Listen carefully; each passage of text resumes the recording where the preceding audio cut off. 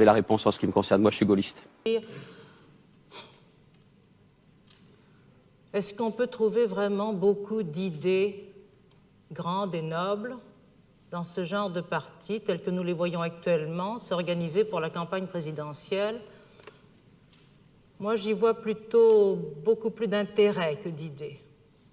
Et je trouve que les partis se mettent singulièrement à ressembler à des genres de syndicats, des syndicats d'élus qui voudraient bien le rester.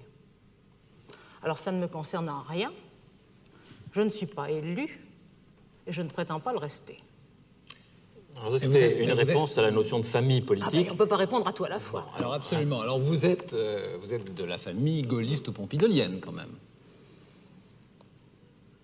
Je suis certainement de la famille pompidolienne, encore que vous savez, M. Pompidou disait le pompidolisme, qu'est-ce que c'est? Alors si lui-même le disait, comment pourrions-nous, nous, qui prétendons lui être fidèles, prétendre être pompidoliens? Le gaullisme, alors le gaullisme, c'est autre chose. Vous voyez, moi j'avais 6 ans en 1940.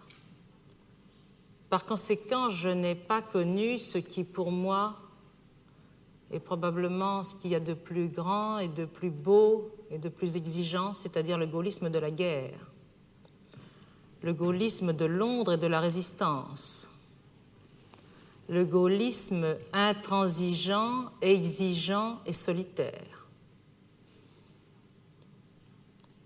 C'est pour cela que quand on me demande si je pense que je suis gaulliste, je réponds que je n'oserais jamais le dire. Il y en a beaucoup qui n'ont pas cette humilité, alors.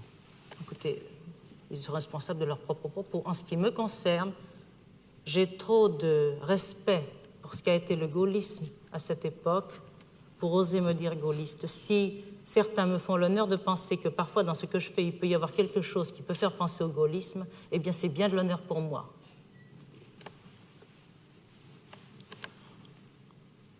Pour le gaullisme tel qu'il est actuellement, je ne peux m'empêcher, quand on en parle, de penser à ce que disait M. Pompidou quand on lui en parlait.